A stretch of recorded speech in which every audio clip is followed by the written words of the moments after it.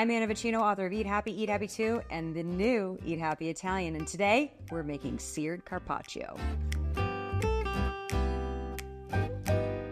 We are going to start with the most beautiful filet mignon. This is actually the center of the filet mignon, which I've come to find out is the Chateaubriand. Chateaubriand. Usually carpaccio is served with raw meat, but we're not going to do a tartare. We're going to sear it and add a little something to it. So I'm going to start with my Redmond's real salt. Shout out to Redmond's. I love these guys. And we're going to season this really well. I'm using their ancient fine grain sea salt. Get the ends and get it flavored really well. Salt Bay the heck out of it is what I say. Pepper. I believe I've been making these cooking videos for some time now, and I still have yet to find a pepper grinder. Do you see how much pepper went on the surface? We're just gonna roll it up in that. And now we heat our pan. I'm using a nonstick pan. We're not gonna put any oil in there. Filet mignon is the choice, okay? It is worth the splurge, but you don't have to. You can also use ribeye, Denver steak. If you can't afford a filet mignon, don't worry, neither can I. Pan's getting hot. Let's get this thing seared. Ew. We like that noise. Maybe a minute on each side. That's all we're going to do. Then I'm going to take this off. I'm going to wrap it up and I'm going to put it in the freezer. Can you see that?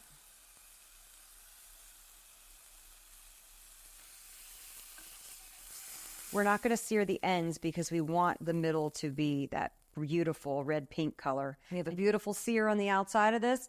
We're going to wrap this up. Put it in the freezer 30 minutes to 2 hours, and in the meantime, we're going to get the dressing ready for this carpaccio.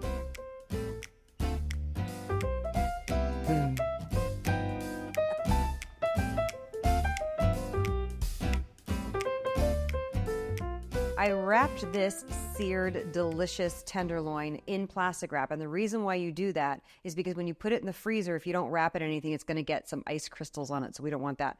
We want to keep it protected in the freezer. So we just took it out of the freezer. Let's focus on making this dressing. So what we're going to need here, and don't forget your baby whisk, very important, 2 tablespoons of this mayo. And if you're feeling fancy, you're welcome to use an immersion blender, some lemon juice, some white vinegar, and a couple egg yolks, and make your own mayo. I'm going to do a little bit more.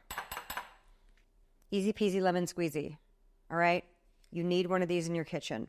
Here's why. And by the way, don't put your lemon in here like this. It looks like it's supposed to fit in like that. It's not. You put it in like this and you extract the most juice from it. So we're going to put juice of half a lemon. Oh, it smells so clean and refreshing. Dijon mustard, balsamic vinegar. You're going to use a lot of balsamic vinegar when you're cooking Italian food.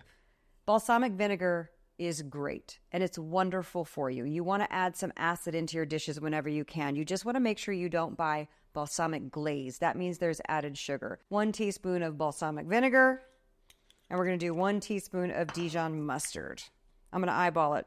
Plus, I like the fart sound it makes. Oh, it did make a fart sound. Okay, we're going to whisk this up. This makes a substantially nice dressing, nice and lemony. You want this lemony flavor, and we're going to garnish with fresh capers as well. Here's why. This tenderloin is so rich. You need some acid to cut the richness. Now, here's the question. Do I cut it like this awkwardly so that we can cut it to camera? I'm looking at different cameras. Or, because I'm right-handed, I don't want to do that. Should I just do this and be weird? You can include that. No, I can't do that. I'll be honest with you. I'm going to cut it this way. Oh, man. There we go. You want to cut it as thinly as possible. We could honestly freeze that even longer and have it be a thinner cut, but that's okay. I like to bunch the tenderloin together. Fun bit of lore. Carpaccio does not mean raw meat in Italian. Carpaccio is actually the surname of a famous Renaissance Venetian painter. And this salad is called the Carpaccio because Carpaccio was known for his uses of reds and whites in his painting. And this dish basically looks like a Carpaccio painting. And I'm going to eat this little piece. That is so good. Okay, here's what's happening. Why? Why is this the smallest package of arugula that's at the grocery store? Why? I love arugula. I don't love this much arugula, but I love the amount of arugula I'm about to put on these salads. Bitter greens are a very popular thing in Italy. They love their bitter greens, and the bitterness is actually, it's a good little tonic, a good little herb, good for the liver, good for the digestive system. There we go. Pile some of that arugula. We just want it to look pretty. And then we're going to drizzle on this white, see the white dressing? So we've got the red, we've got the white. We're going to drizzle that on. And then we'll finish it with the capers. Whoop. We'll finish it with the capers. I'm just going to do this. Oh, I need a little spoon. When you're so old you don't have a cocaine spoon, you can have a caper spoon. Just kidding, Dad. Okay, you don't have to put a cocaine joke in there. Or do. I don't give a shit anymore.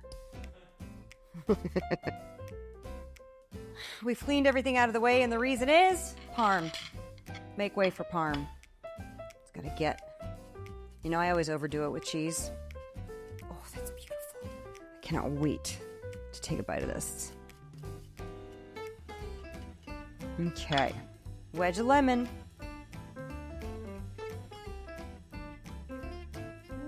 Ooh, I guess I should have a steak knife, but it also is, well, yeah, no, it's pretty tender. I don't think I need a knife. So you want to get a little arugula, a little caper, a little of that sauce. This is not going to be a dainty bite. I don't think we can show that, but boy, is that good. That is so delicious. We have that seasoned carpaccio. We have the acid from the lemon juice and the capers and that wonderful dressing on there. You're going to be obsessed with this seared carpaccio.